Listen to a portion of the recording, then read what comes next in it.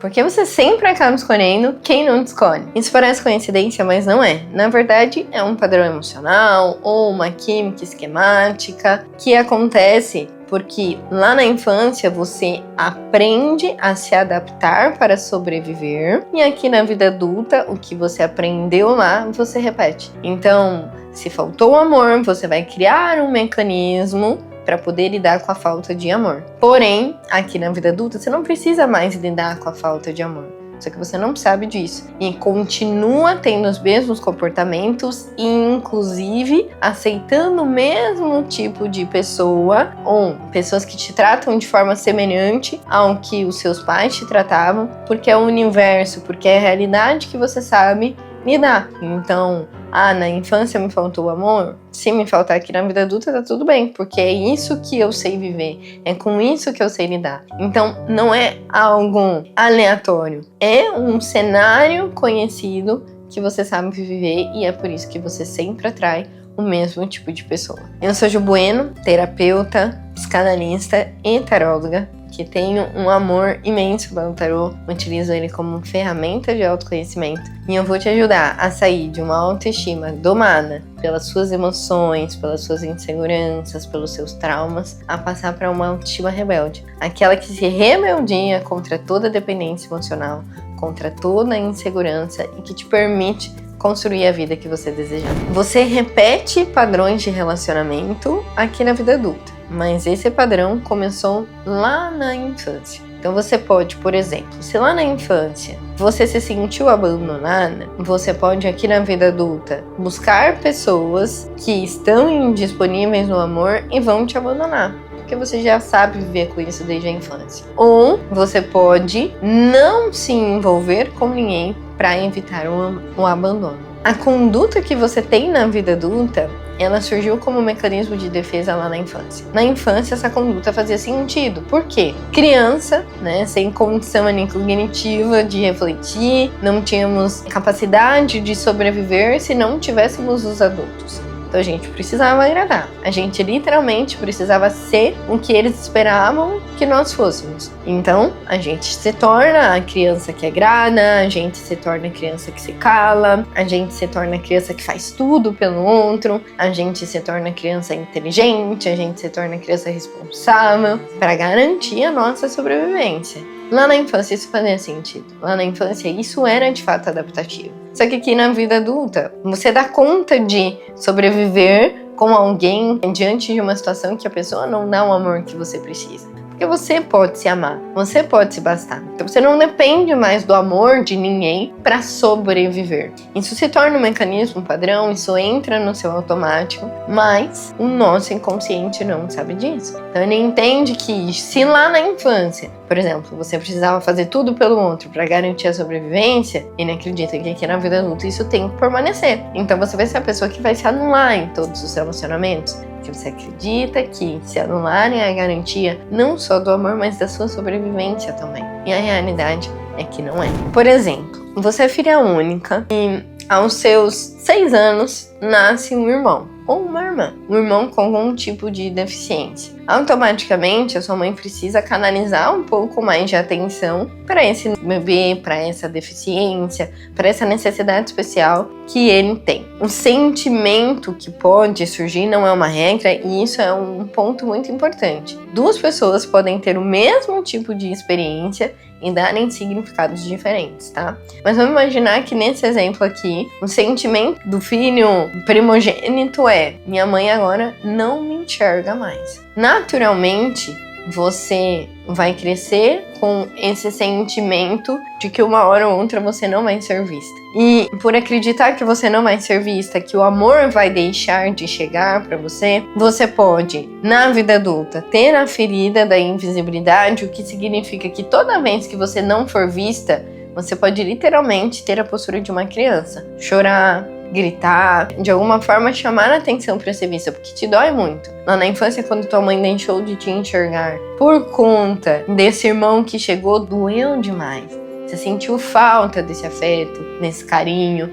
desse cuidado. E aí aqui na vida adulta, toda vez que você perde essa atenção, você vai sentir essa dor e vai encontrar alguma maneira de ser vista, de ser olhada. Ou você pode ir para o outro oposto, que é o quê? Então eu vou me bastar. Já que me davam amor lá na infância e deixaram de me dar, então agora eu não quero mais saber de ninguém. Eu vou ser boa o bastante, eu me basto e não preciso de ninguém pra nada. E aí na vida adulta, você vai ser a pessoa que tem muita dificuldade de se envolver de verdade. Então você pode, inclusive, evitar relacionamentos. E quando você entra no relacionamento, você tem a dificuldade de demonstrar o afeto. Por quê? Porque vai que eu demonstro, vai que eu me abro aqui, um outro vai me abandonar. Então você cria esse mecanismo de ser extremamente independente dentro do relacionamento e não a troca de afeto, o que vai abalar a sua vida amorosa da mesma forma.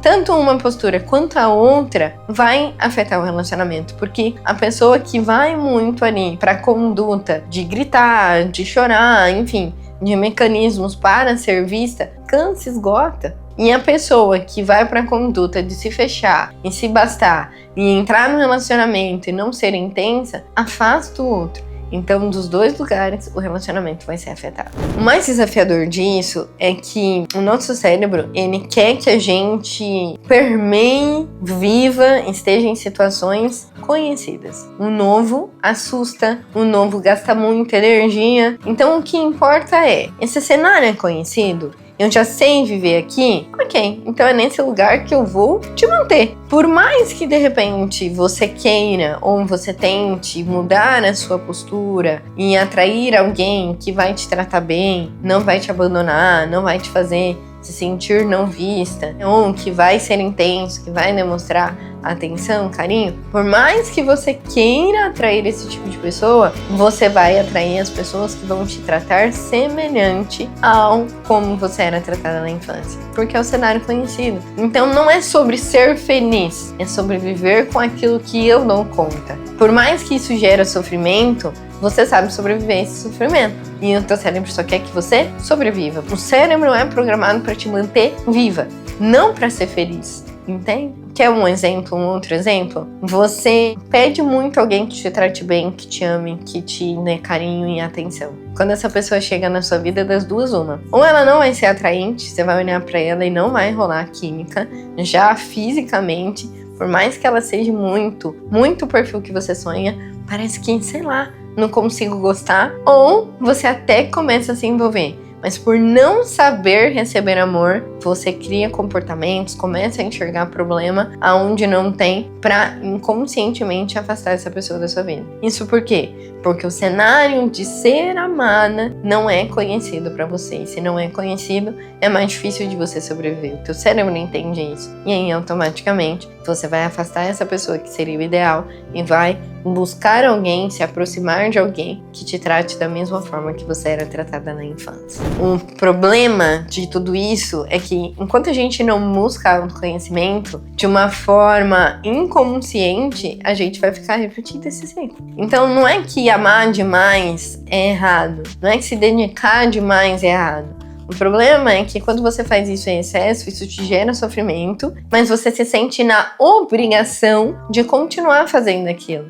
Porque foi o que você aprendeu na infância. Quando você busca autoconhecimento, você vai continuar se dedicando, você vai continuar amando intensamente, mas você consegue trazer equilíbrio e não deixar que isso te gere sofrimento. Por quê? Você tem a clareza que o amor não é sofrimento, que o amor não precisa ser como te foi ensinado, mas sim do jeito que é leve, que é fluido. Você começa a aprender e a aceitar receber o amor de verdade. Então, às vezes, você tá aqui se esforçando, né, pra ser perfeita, pra ser o que o outro espera, e o amor não é sobre isso. O amor é sobre você se entender, se valorizar, se reconhecer. E quando você está neste lugar, é porque você acolheu a sua infância, ressignificou o que aconteceu lá. E aí, quando chega a pessoa que te ama, você está pronta de verdade para receber esse amor. Um caminho de transformação envolve os seguintes passos. Primeiro, reconhecer a ferida ou ainda reconhecer o padrão. Você pode reconhecer o teu padrão de relacionamento, ou seja, que tipo de pessoa que você sempre atrai. Pessoas indisponíveis, pessoas frias, pessoas que não querem relacionamento. Você pode reconhecer este padrão, ou você pode olhar para tua infância e entender a forma que você foi tratada lá e identificar o padrão aqui. A base é essa, essas duas coisas se unem, na verdade. O que aconteceu na infância e como isso está sendo revivido aqui. Que necessidade básica minha não foi atendida na minha infância, como isso impactou e como isso está sendo reforçado nos relacionamentos que eu estou vivendo aqui. O segundo passo é acolher essa criança ferida. A criança ferida, criança interior ferida, é uma metáfora para as memórias da nossa infância. Todo mundo tem essas memórias. Nós gostamos de chamar de criança interior porque está relacionada à infância. Nós conseguimos criar uma metáfora, trazer algo lúdico para que esse trabalho de autocura aconteça. E quando a gente fala de criança interior ferida, é mais fácil de você se conectar às dores da sua criança, a histórias que te geraram dores, a frases que você ouviu. É por isso que a gente usa muito esse termo, usa essa metáfora, eu gosto muito de trabalhar com essa metáfora. E acolher essas memórias, ou acolher essa criança interior ferida, é um passo muito importante. Por quê? Se você não acolhe essas memórias e dá um novo olhar, dá um novo significado, você não vai conseguir aceitar coisas diferentes, consequentemente, você não vai parar de repetir os ciclos. Então, por exemplo, na infância a gente entendia as coisas de forma muito literal. E olhar como adulta para essa memória que foi criada de forma literal é esse movimento de acolher. Então, às vezes, você se sentiu abandonada na infância porque os seus pais saíam trabalhar, mas não foi abandono. Foi amor, foi a forma de cuidar que eles poderiam fazer. Às vezes os teus pais eram frios e isso te gerou uma ferida muito grande de carência, por exemplo. Mas será que eles eram frios demais ou era o que eles sabiam dar? Né? Então, acolher essa criança, entender as dores e as memórias que ela carrega e dar um novo significado para isso, é um segundo passo que é muito importante. Um terceiro passo é construir o amor próprio. Nós temos duas necessidades que precisam ser atendidas quando a gente está falando de relacionamento: a autonomia e estima. Porém, lá na infância, a nossa estima, ela foi corrompida, vendida, negociada em nome do vínculo que nós precisávamos construir para garantir a nossa sobrevivência. Então, a nossa autonomia, quem a gente era e o nosso valor próprio precisou ser negociado indiretamente,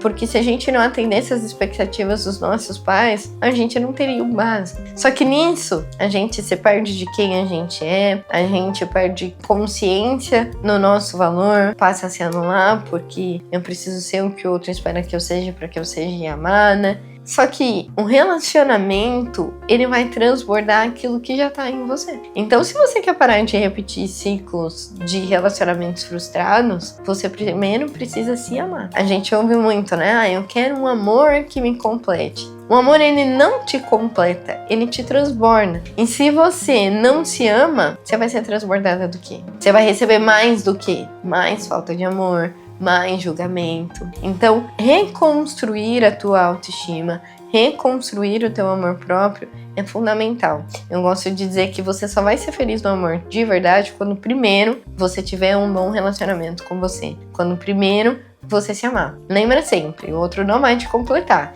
ele vai te transbordar. Então, se ele vem para transbordar, primeiro você precisa estar cheia de amor próprio. E por fim, porém não menos importante, é sobre você fazer escolhas conscientes no amor. O que isso significa? Primeiro, tenha clareza do que você quer viver no amor. Normalmente, qual é o passo de conexão de um relacionamento? Você vê a pessoa, ela te atrai fisicamente, aí você sai com ela tem um papo bom, rola química física e aí pronto, a gente tá namorando. Você não procura entender qual é a história de vida daquela pessoa, quais são os objetivos que ela tem, quais são as perspectivas de futuro, no que ela gosta, quais os defeitos que ela tem pra você saber se você dá conta de sustentar, religião, quais os planos, quer ter filho ou não quer ter filho, se a profissão dela de repente é coerente com aquilo que você visualiza para sua família, para sua rotina, para o seu dia a dia. Não, as coisas só acontecem. É bonito, tem bom papo, então bora lá. Só que aí o tempo vai passando e vocês vão percebendo diferenças de comportamento muito grande,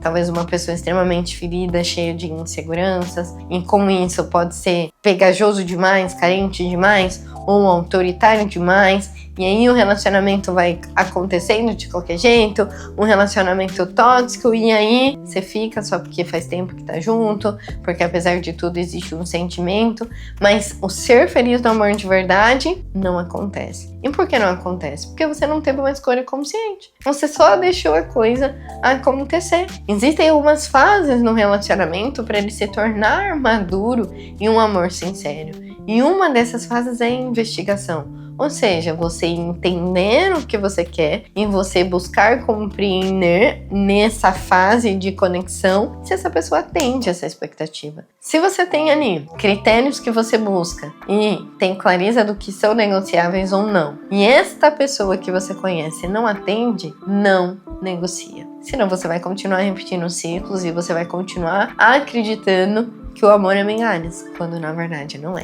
Conta pra mim, você tem clareza do seu padrão na vida amorosa? Você consegue perceber através de todos os pontos de reflexão que eu trouxe aqui, o que faltou na sua infância, em que tá impactando no aqui e no agora? Coloca pra mim nos comentários, deixa eu saber. Já aproveita, se inscreve no canal e deixa o seu like.